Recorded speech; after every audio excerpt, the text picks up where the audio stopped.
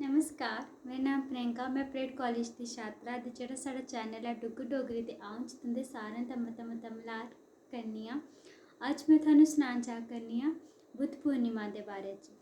हर साल बसाख म्हीने दी पूर्णिमा दे दिन भगवान बुद्ध उं'दा जन्म उत्सव बड़े गै उत्साह कन्नै मनाया जंदा है। बौद्ध धर्म के मुताबिक भगवान बुद्ध का जन्म वैशाख पूर्णिमा के दिन हुआ हा। हिंदू धर्म च भगवान बुद्ध गी विष्णु जी का अवतार मन्नेआ जंदा है। इस करी इस दिन गी हिंदू और बौद्ध धर्म दोनों गै बड़े श्रद्धा भाव कन्नै इस त्यौहार गी मनांदे न। इस दिन भगवान विष्णु जी दे कन्नै भगवान बुद्ध और चंद्रदेव दी भी पूजा की जाती है। हून आई गेआ वैशाख म्हीने दा महत्व।